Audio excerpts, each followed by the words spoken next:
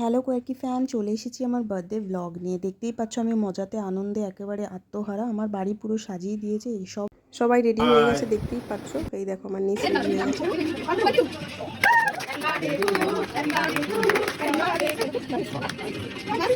এই কেকটা আমার নিস আমাকে গিফট করেছে, কত সুন্দর দেখো।